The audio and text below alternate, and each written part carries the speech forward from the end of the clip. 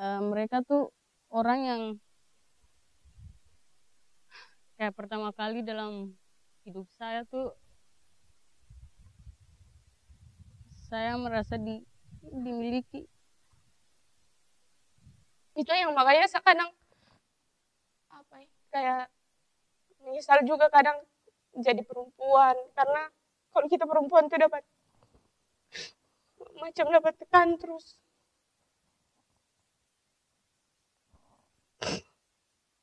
Kalau orang-orang hamil gitu macam suami tuh macam biarkan untuk kerja, padahal tuh dalam keadaan hamil untuk tidak tahu kalau istri tuh dalam keadaan hamil tuh setengah mati untuk bekerja. Jadi memang perempuan tuh harus bisa masak, harus bisa melakukan kewajiban rumah, sebagainya, tetapi perempuan tuh bisa lebih dari itu. Jadi jangan beri standar yang sangat rendah kepada perempuan. Tidak tertindas seperti mama dorang udah begitu.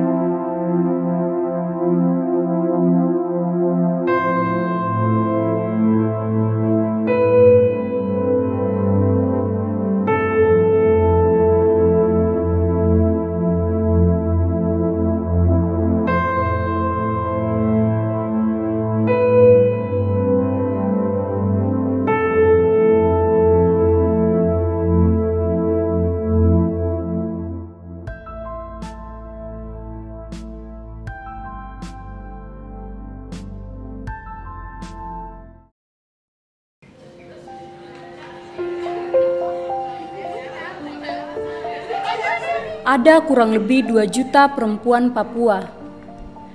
32% diantaranya adalah remaja. Perempuan akan menjadi sekolah pertama bagi seorang anak. Dari masa prenatal hingga ia dewasa. Perempuan mempengaruhi sudut pandang. Perempuan mempengaruhi cara berpikir seorang anak melihat dunia dan menyikapinya.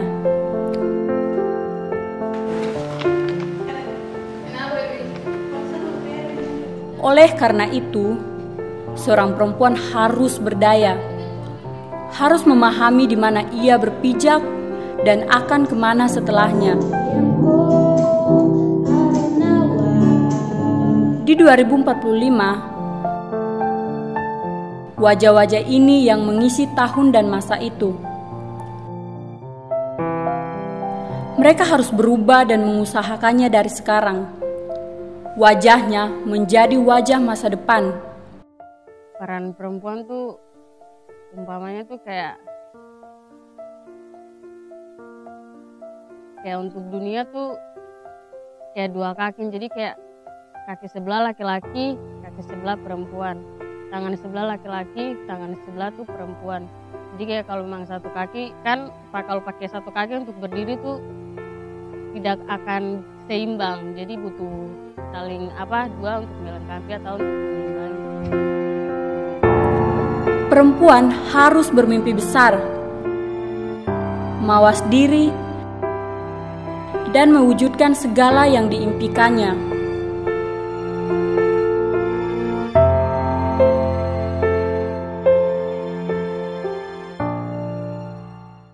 Sosok perempuan yang menginspirasi saya sampai sekarang itu adalah ibu saya sendiri. Ada mama. Ibu saya tuh perempuannya tuh tidak pernah merasa lelah walaupun dia merasa lelah, tapi dia sembunyikan rasa lelahnya tuh dengan senyum, tertawa sama orang di sekitar. Walaupun besar tidak sama-sama mama, tapi top inspirasi itu selalu buat mama. Karena mama tuh kalau tidak ada mama mungkin sampai sekarang nih tidak ada di tempat ini. Terus mungkin tidak ada juga di dunia ini. Saya bersyukur karena ibu saya itu mempunyai rasa tanggung jawab yang besar kepada saya. Perempuan yang selalu memperjuangkan pendidikannya mulai dari dia kecil. Mama tuh sosok yang luar biasa gitu, maksudnya tinggal di lingkungan yang keras, tapi mama tuh maksudnya kuat gitu, mau orangnya tegar, jadi pasti kita pastinya yang anak perempuannya pasti kan pengen seperti mama, jadi orang yang tegar. Mama pernah bilang kalau Desit kan orangnya maksudnya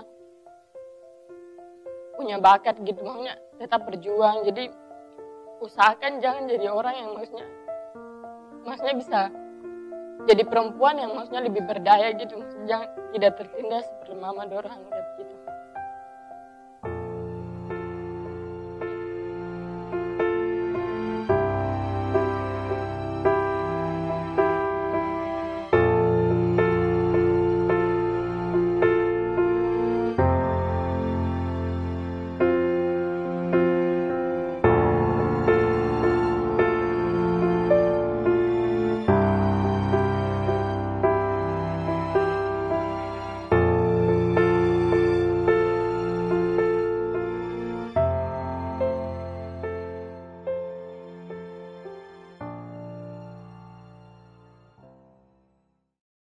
Sosok perempuan yang sangat menginspirasi saya sampai saat ini itu adalah mama saya.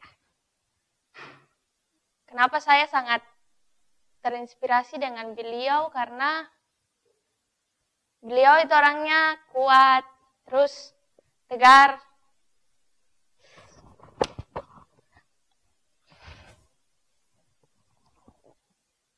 Yang saya paling ingat dari mama tuh, dia orangnya sabar. Mama tuh orangnya paling sabar. Biarpun banyak orang yang tidak suka, tapi mama tuh selalu belajar untuk mengampuni, memaafkan. Karena mama bilang kayak, kita tuh harus bisa menempatkan diri di posisi orang lain. Misalnya kayak, kalau kita tidak memaafkan gitu, bagaimana nanti saat kita tidak dimaafkan kayak begitu. Jadi itu yang kenapa buat saya paling terinspirasi dengan mama. Terus mama juga tuh orangnya yang sangat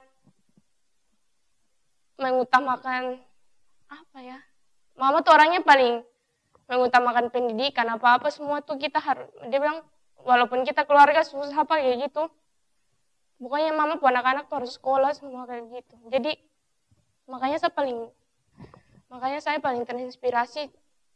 Perempuan yang paling menginspirasi saya itu adalah mama saya. Mama tuh mengajarkan saya banyak hal, seperti misalnya bagaimana kita menghargai diri sendiri, tapi tentang untuk menjadi seorang anak yang baik, kayak begitu kan. Untuk ketentuan bagaimana sikap kita dalam kehidupan sehari-hari itu kebanyakan saya peroleh dari mama sendiri. Idola pertama sih mama, terus kalau idola yang kedua sama ketiga tuh Ibu Teti sama Bu Tari. Dua sosok perempuan yang kayak pertama kali merantau tuh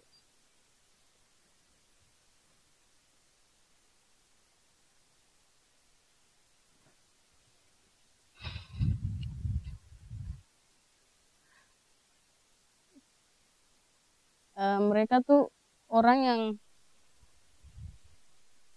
kayak pertama kali dalam hidup saya tuh saya merasa dimiliki.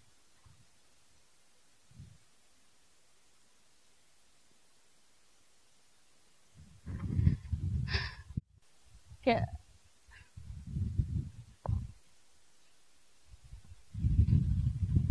jadi kayak pertama merasa dimiliki sama dicintai kayak dengan tulus gitu, sama kayak mereka punya perjuangan juga itu kayak pengaruhnya tuh sangat besar dalam Sapu hidup. Setiap kayak Sabtu Minggu telepon itu pasti mama selalu bilang tuh, Datu tuh bilang Datu tidak boleh jauh dari Tuhan kayak gitu.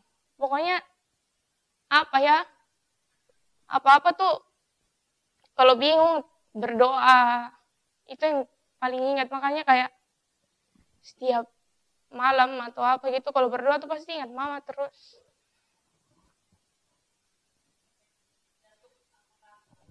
Mama bilang baru kalau tidak ketemu nanti kok tidak ada. Saya bilang tidak apa-apa, lebih baik saya terada daripada mama dong sakit terus.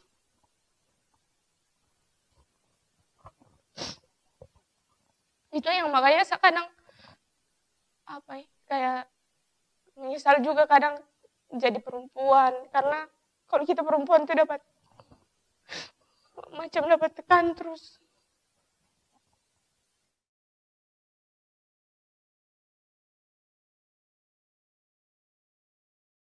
Sekarang tuh apa mungkin karena sudah besar atau sudah SMA juga, jadi sekarang tuh maksudnya belajar mensyukuri saja, karena pasti Tuhan tidak mungkin kasih sesuatu tanpa tujuan kayak gitu. Jadi mungkin saya ada di dunia sebagai perempuan mungkin karena Tuhan bilang mau kasih tunjuk gitu tuh, bahwa perempuan juga tuh bisa, tidak harus laki-laki terus apa kayak gitu. Jadi sekarang sih tidak menyesal sudah, karena mungkin karena sudah banyak belajar ketemu orang-orang kayak gitu, jadi bersyukur.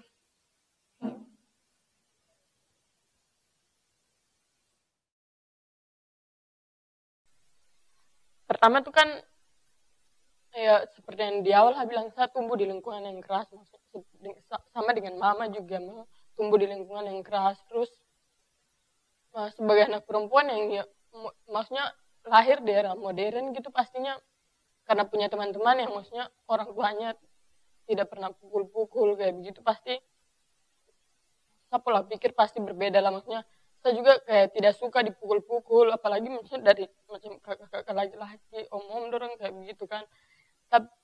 Jadi karena tidak suka dipukul-pukul begitu, jadinya maksudnya saya pengen berubah gitu, maksudnya jangan sampai berikutnya begitu. Apalagi hati juga sakit setiap kali misalnya mama atau mama nenek, kakak-kakak perempuan, tante-tante di sekitar saya maksudnya dipukul sama suami, terus dipukul sama om-om kayak begitu kan, maksudnya itu mau buat hati tambah sakit kan. Jadi hal-hal seperti begitu memotivasi saya untuk maksudnya tetap terus berjuang gitu, tetap terus berjuang terus.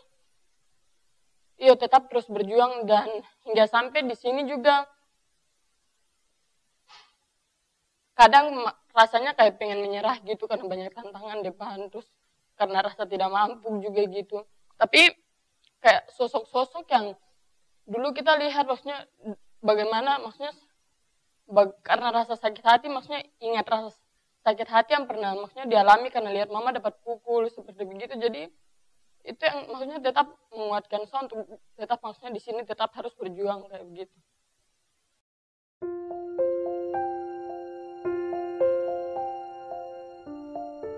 Ingin menjadi seorang bidan.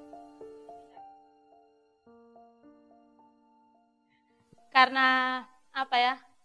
Satu ini suka tuh membantu macam apalagi ibu hamil gitu. Yang macam kalau saya lihat di Asma tuh kan kebanyakan tuh macam ibu-ibu hamil, apalagi perempuan-perempuan asmat gitu, banyak yang hamil tapi macam kurang diberi kesehatan yang baik gitu. Jadi saya sebagai perempuan tuh, saya mau tuh jadi seorang bidan untuk membantu seorang ibu. Apalagi kan kalau hamil tuh macam ibu-ibu gitu, anak-anak muda juga gitu, saya ingin membantu.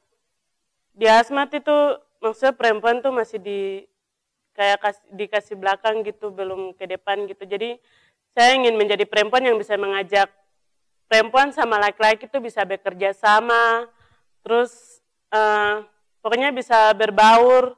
Jadi perempuan itu tidak maksudnya kayak tidak ketertinggalan gitu. Jadi sama-sama di depan. Jadi tidak salah satu di antara laki-laki sama perempuan tuh yang tertinggal gitu. Karena kan kalau di Asma tuh itu perempuan tuh kayak bekerja sendiri, terus cari nafkah juga sendiri. Jadi laki-laki tuh kayak ada yang enak-enakan gitu. Jadi saya ingin jadi perempuan yang bisa mengubah pemikiran mereka tuh menjadi yang lebih baik lagi. Jadi pemikiran tuh kayak sama gitu. Jadi kita tuh sama, perempuan sama laki-laki tuh sama kayak gitu. Walaupun kuadratnya memang perempuan tuh harus bisa masak, harus bisa melakukan kewajiban rumah, sebagainya, tetapi perempuan tuh bisa lebih dari itu. Jadi jangan beri standar yang sangat rendah kepada perempuan, seperti perempuan tuh hanya bisa mencuci pakaian, perempuan tuh hanya bisa, misalnya pekerjaan lain tidak pernah ada orang bilang kayak perempuan, batas perempuan tuh harus jadi seorang manajer di perusahaan apa kayak gitu, tapi kebanyakan tuh perempuan yang minimal bisa masak, yang minimal bisa mencuci pakaian. Itu hal-hal yang menurut saya tuh sangat tidak baik untuk diberikan, ditawarkan kepada seorang perempuan. Untuk memajukan hak-hak wanita gitu. Seperti yang tadi saya bilang, contohnya menjadi seorang bidan, seperti macam wanita tuh macam kebanyakan tuh kalau hamil gitu, perempuan, apalagi perempuan yang hamil gitu, macam apalagi kalau di Papua atau macam di Asmat gitu, kalau orang-orang hamil gitu macam suami tuh macam biarkan dong tuh kerja, padahal tuh dalam keadaan hamil tuh tidak tahu kalau dong pu istri tuh dalam keadaan hamil tuh setengah mati untuk bekerja. Jadi satu sebagai macam mengambil bagian bidan itu untuk terus macam macam membagikan pengalaman gitu kepada orang-orang gitu tentang bagaimana untuk menghargai seorang istri yang sedang hamil tuh, terus membantu seorang istri yang hamil dalam keadaan hamil dalam bekerja, terus sang suami juga tuh harus melakukan, jangan istri saja yang bekerja, tapi laki-laki juga tuh bisa bekerja gitu. Kebanyakan orang bilang kita perempuan itu tuh tidak macam, kita tuh tidak bisa macam cita-citanya tuh yang macam lebih tinggi dari laki-laki, macam kerjanya laki-laki. Namun menurut saya kita sebagai perempuan juga bisa membentuk diri kita sendiri untuk menjadi apa yang kita inginkan. Dan salah satunya yang saya buktikan bahwa kita bisa menjadi seorang pemimpin adalah melalui cita-cita saya sendiri, yaitu sebagai seorang astronot. Impian tuh hal yang itu pokoknya harus dikejar, karena alasan pertama saya mau mengejar impian tuh karena saya mau membuat diri sendiri bangga begitu, bahwa kamu perempuan dan kamu bisa kayak gitu. Jadi itu pentingnya kenapa perempuan tuh harus mengejar impian, agar kita juga tidak selalu dipandang sebelah mata yang kayak perempuan tuh lemah, tidak bisa ini, tidak bisa itu. Saya ingin sekali maksudnya jadi perempuan yang berdiri paling depan untuk menyuarakan suara perempuan yang ada di belakang sekali. Jadi makanya saat ini juga saya berharap sempat-sempat saya bisa jadi misalnya mungkin Menteri Pemberdayaan Perempuan anak-anak seperti begitu. Saya punya cita-cita impian juga untuk buat perempuan lain tuh maksudnya lebih berdaya gitu, mungkin melalui pendidikan, sekolah seperti begitu. Ada suatu hal yang misalnya kayak perempuan ini butuh sekali, terus kayak kita bisa saling membantu, terus saling memahami, karena banyak sekali adanya dampak baik ketika saat perempuan dan perempuan itu kayak ada organisasi kayak gitu kan, lebih karena perempuan itu jadi perasaan yang berbicara, jadi cenderung lebih baik begitu. Sebenarnya saya tidak pernah bermimpi akan mengubah dunia atau apa seperti itu. Yang penting yang saya impikan tuh kemanapun saya pergi itu bisa membawa dampak kayak gitu, bisa membawa dampak. Tidak perlu harus dunia yang besar ini, yang penting orang-orang yang ada di sekitar saya tuh bisa merasakan sesuatu dari diri saya begitu. Saya berharap itu saya bisa jadi perempuan yang bermanfaat bagi perempuan lain.